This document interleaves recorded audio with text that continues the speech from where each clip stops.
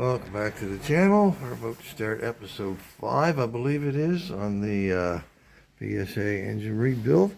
Anyway, I just got back from the machine shop over in Dartmouth and put this crank up in the vise, measured up these rod throws, and they are perfect at 10th undersize at the moment, so that should all go together real good. And of course, they're as smooth as a baby's backside and ready to go. Should get another 40,000 miles or so out of them. And over here's the cylinders.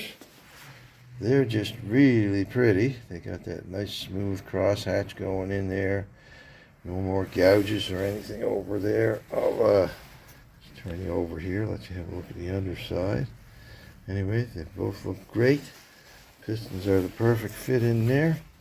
So, yeah, I'm ready to go. The only thing I need to do here, of course, is, well, I'll need to scrub up the bores and make sure that I remove any of the leftover materials that might get left embedded in the metal from the honing process. So you scrub that up with soap and water. It's amazing what you get out of there when you do that. And of course, like I said, I'll be painting that. And anyway, quick little story about Nova Automotive itself. I dropped these parts off at the little green shop on Waddell Avenue, and I picked them up at the new shop right across the street from there, same street, and so they're out of the dingy little shop they used to have and into a very bright and airy new shop. So congratulations to Rick and his team, and thanks again very much for the great work that I've become used to receiving from you guys. Got the same great work, same great service. So I started doing some of the work to this crankshaft. I give it a real good clean off over in the old parts washer with Verisol and that. I stuck a nice new plug in here in that section, and I painted it over, so just in case the plug does come out, it can't come out all the way. Let's see. Anyway, I filled the oil trap with oil, so the crank has had oil in it.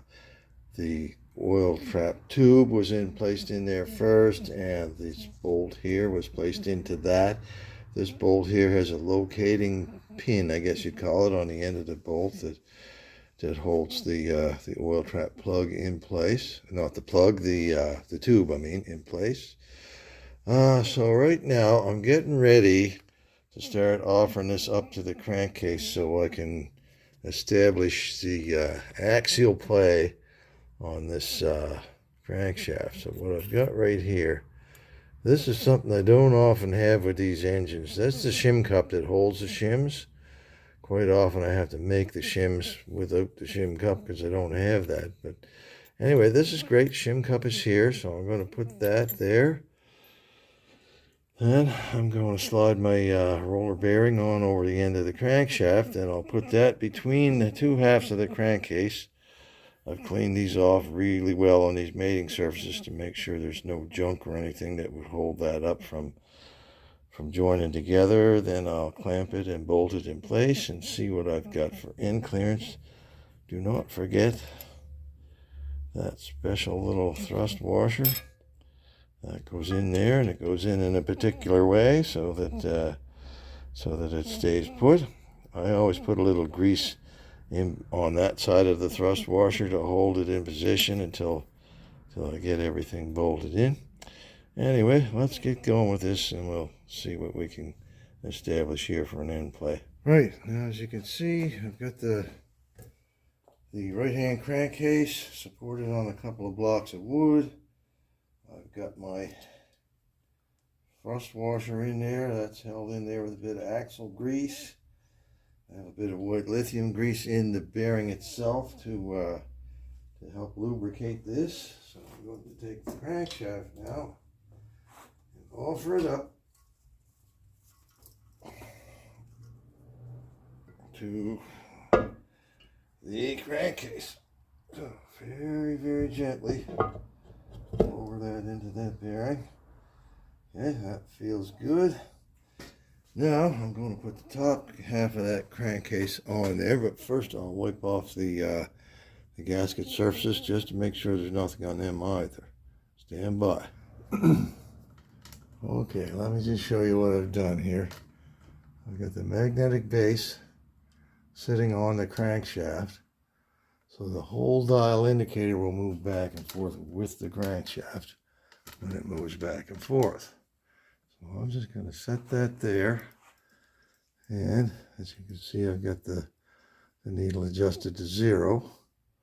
So now I'm going to push the crankshaft back and forth actually and see how much clearance I have.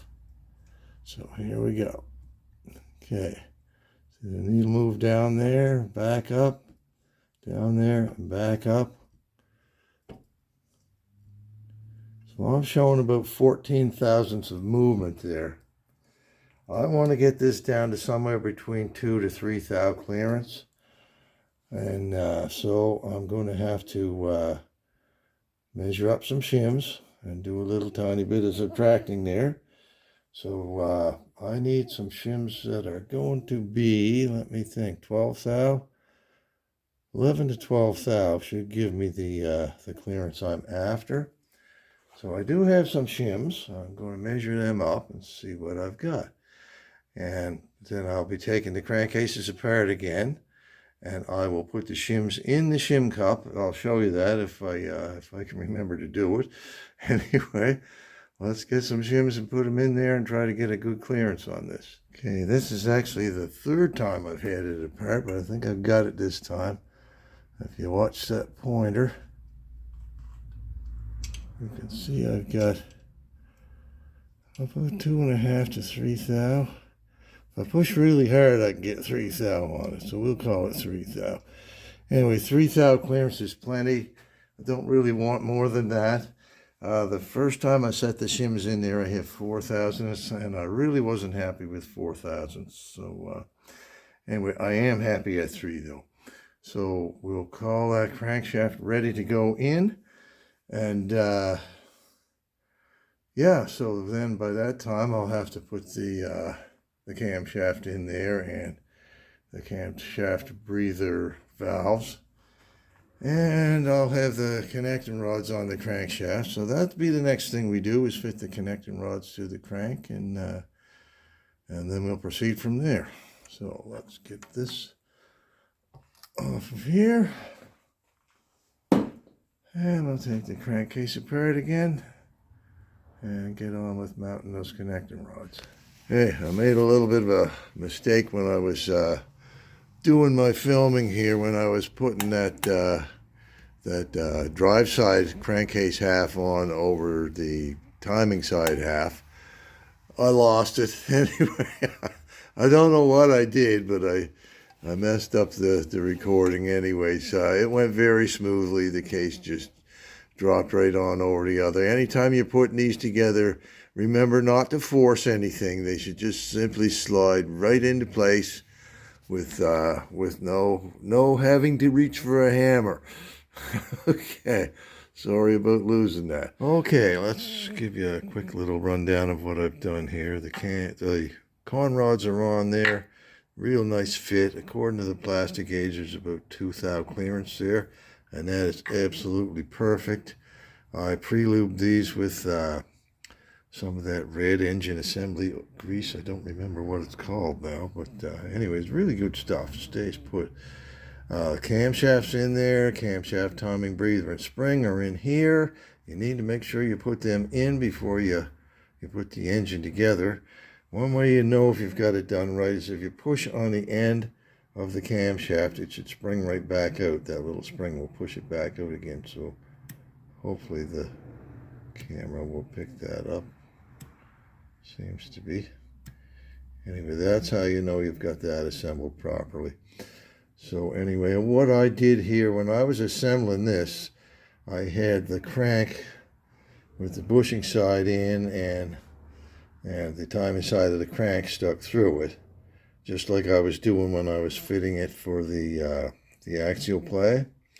And what I did was I assembled the spring and the timing breather in this bushing, held the camshaft up in place with my thumb like that while I was holding the crankcase side on this side, and lowered it down into place on top of the bearings and stuff, and everything went perfect, just like I was hoping it would. So anyway, I have sealed the crankcase halves together with a really good sealer. It's that gray 3-bond stuff.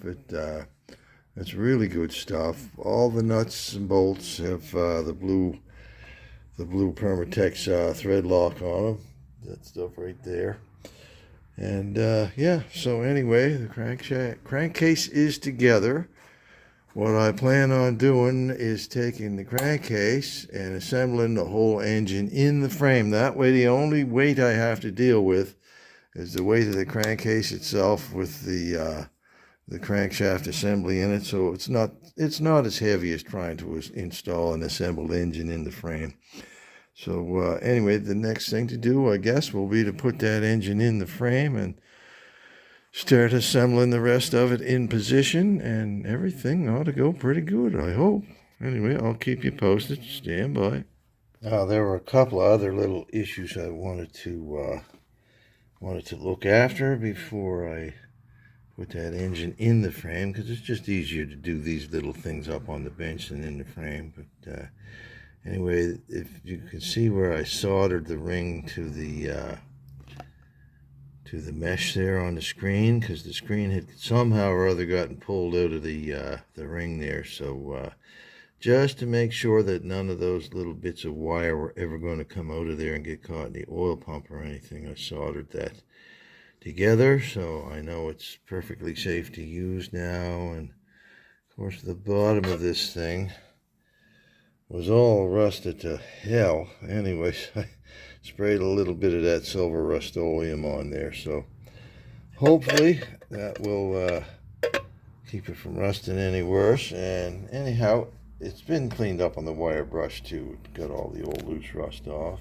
but not worried about it rusting through or anything. I mean, that's a piece of probably about stamped out of 10 gauge steel, so it would have to be awful rusty for it to rust right through. But in any case, some of you who have these bikes and don't run them on a regular basis might want to consider putting the newer type of sump plate in there. That way they have a drain in them, and they actually, most of them have a little magnetic drain plug, so you can actually remove the plug if your engine wet sumps and drain the oil out of the crankcase that way. Now, I always recommend just starting the damn thing up, but this won't be a problem with this bike anyway, because the check valve in the oil pump had been working really well. I mean, this thing had sat for 5 years with oil in the tank, and it hadn't wet sumped. Like, all the oil that was in the tank was still there, so the check valve was really doing its job. So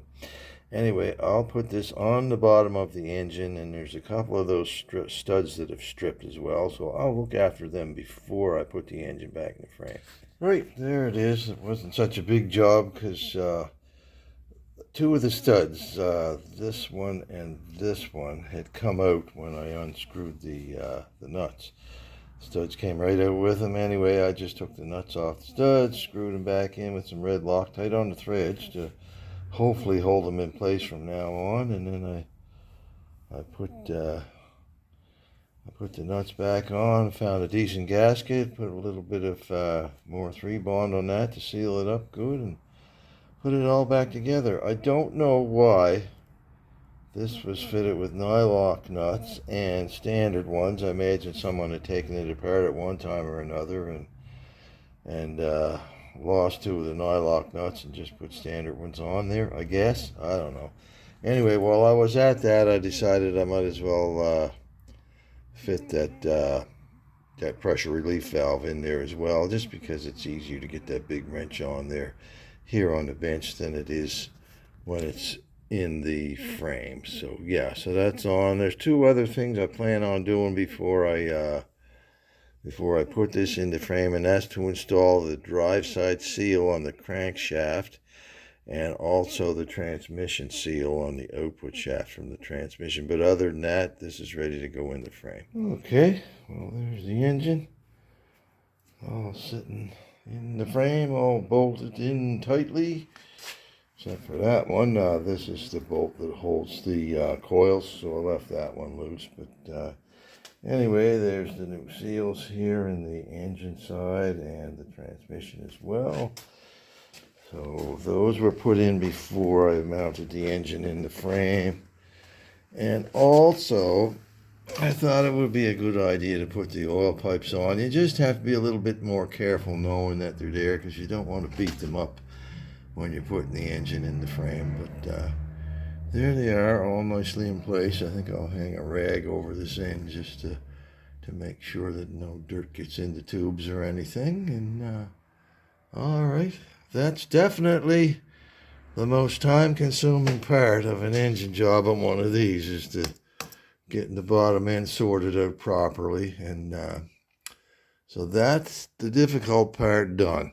So now I can just start reassembling that. I think I've had enough for one day. It's about 5 after 4 now. And I think I'm going to start reassembling the transmission tomorrow. And yeah, then I'll work on whatever comes up next, I guess. All right. Okay, to start with the transmission, I think you can see in there reasonably well. I've got the 4th gear installed in the bearing, and I installed the sprocket over that and tightened up the nut there. Remember I was saying how the nut was all chopped up from people banging on it with a cold chisel? It's still quite obvious, but anyway, I took the faces of it, and sorry, I wasn't quite pointing at it. Anyway, I took the faces and ground them off smooth. I have a nice 1.5-inch socket that fits right on them perfectly for tightening them up. But do you think I can find it? Let me just say this. Don't lend your tools to people. Anyway, I used a wrench to tighten this up. I have a homemade wrench. It's a closed-end wrench that I use on, oh my goodness, a lot of different things that are 1.5 inches. And anyway, it worked for this, although it was a little tight working in here in the case. And to keep that sprocket from turning while I was tightening it, I used that old set of mole grips up there that I've fastened the 2 ends onto. Anyway, that's how I do that. So this is in there now. It's all tightened up. It'll be easy to put the chain on it because I can see it and everything. So before I put the cover on here and get going with the assembly there, I think I'm just going to put, I'll put the transmission in first, get that all in. But before I put the cover on, I'm going to put the chain on there because it'll be so much easier just to reach my fingers in there and guide the chain around that sprocket. So, next thing, put the transmission in. Well, I was getting ready to put this chain on, and then I noticed a couple more horror stories here that changed my mind about that. This link right here, that plate, you can see that moving around. That's very, very loose on there. It's actually, I would say, ready to come right off of there. So anyway, that tells me that this piece of chain was probably added to this, and this was riveted back in place, albeit poorly. I mean, I've done that myself a few different times, but you got to make sure that you put the darn thing back on right so it's not going to come off. Yeah, that is so close to coming off, it's not even funny. And I also found that there are 2 master links in this chain, which tells me that whatever it came off of in the first place, it wasn't off of this bike, and it was too short. So I'll be replacing that chain. That's just going in the junk heap. Anyway, I'll get on with the transmission while I'm waiting for that to come in. Okay, I got the gear cluster all assembled there.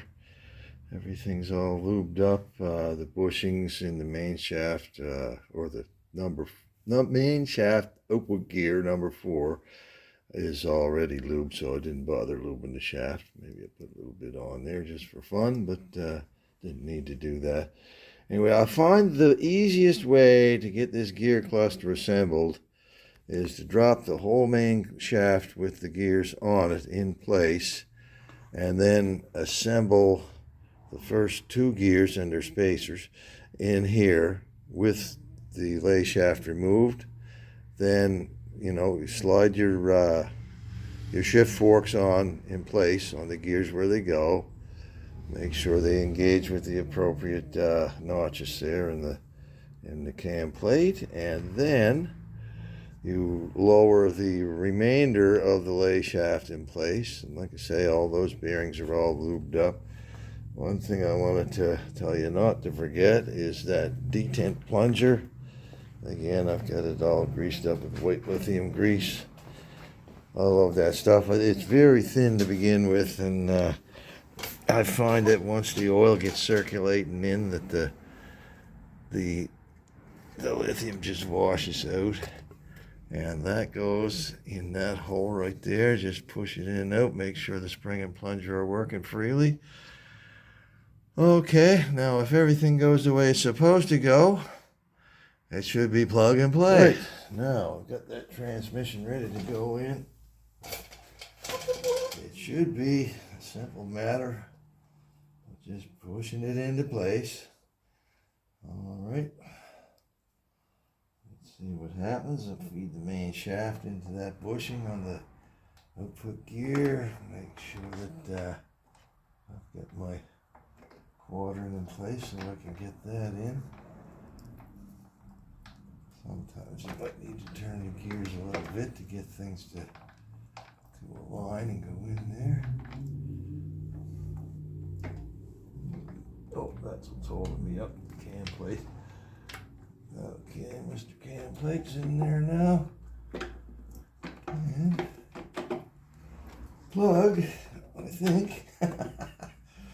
All right, come on, let's see you going there. Okay, yeah, just gotta line up the gears there. Plug, and now see the detent plunger wants to push that right back out again. And that's what you want to see. It's doing its job. So I got a couple of nuts here.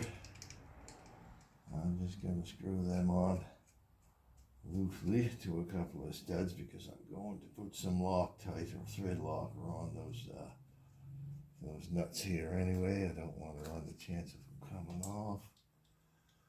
Okay. Screw that one on.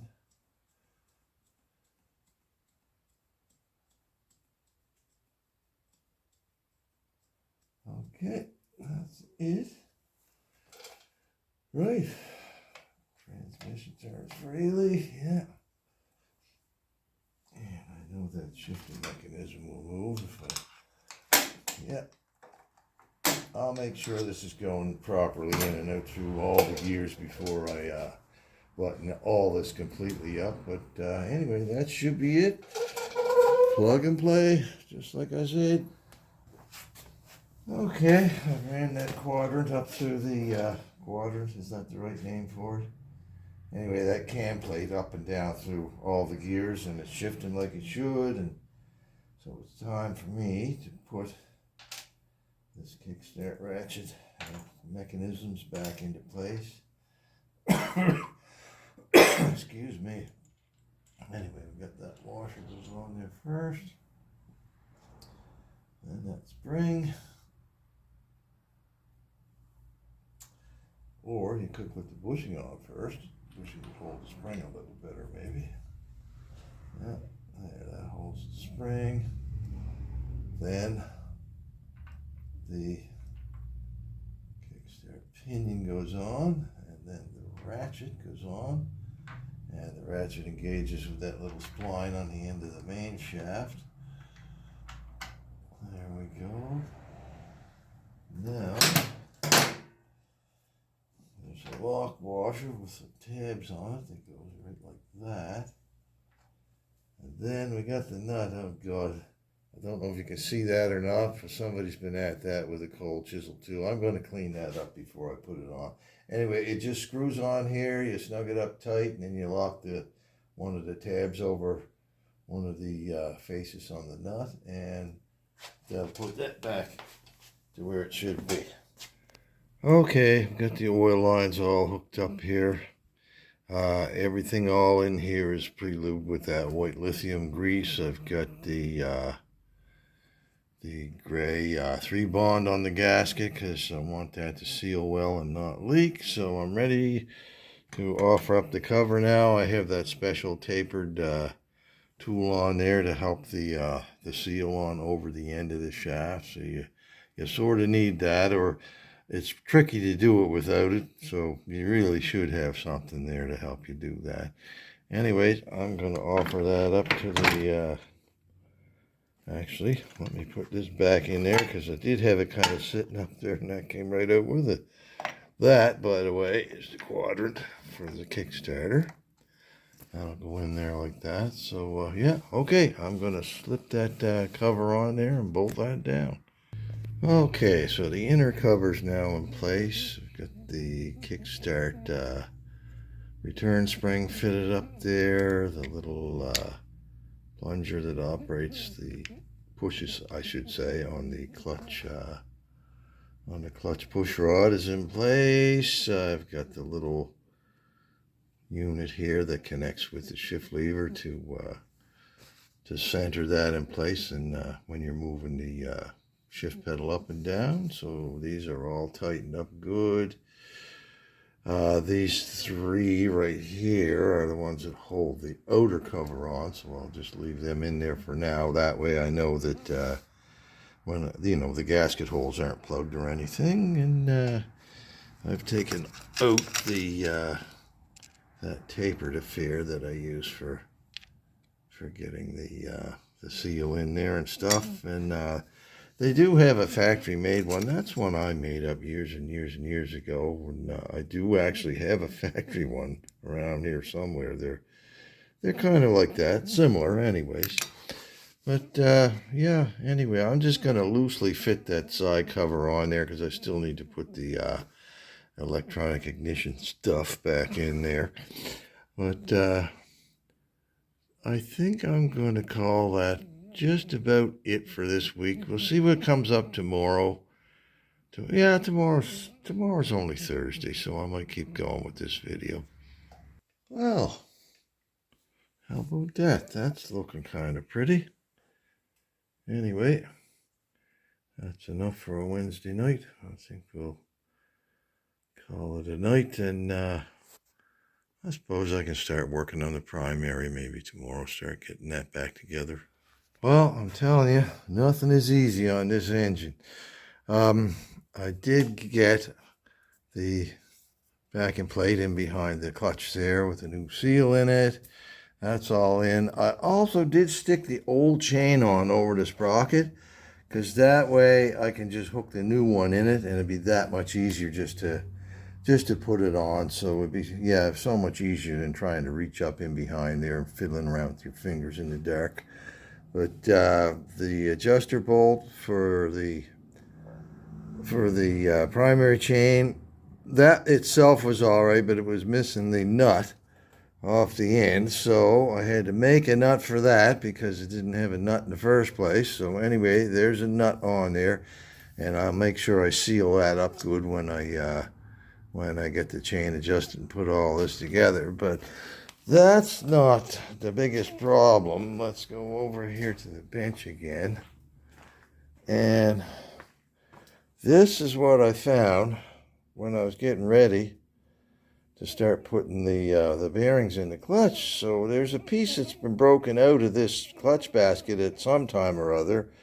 I don't know why, but anyway, it's been reasonably well repaired with bronze welding, and it did, V the grooves out good to get a good amount of contact with it. But I happen to have a spare clutch basket that's in much better shape out in the other little shed there, so I decided to use that. But then there were these little guys here. Let's see if I can, yeah, electrical tape. I cut myself. So anyway, electrical tape makes a good band-aid in a hurry, but the end of these bolts were all chewed up. So I had to chase the threads in the lathe in order to get the new nuts on the end of them. and they work just fine now. But I mean, I even had to make a special little collet up to hold these bolts in the lathe because the square head gets in the way. If it would have been a hex head on it, it wouldn't have been a problem. But anyway, I'm going to set that down there for now. So like I say, this is ready, I think, to go on there now. So anyhow, I'm going to see if I can get that up over the engine spline and onto the transmission shaft there. So yeah, nothing's ever easy with this engine. Okay, once all this stuff was all sorted out, this all went together pretty much textbook perfect. Once, like I said, once everything was set up, I've got the new adjuster in under there.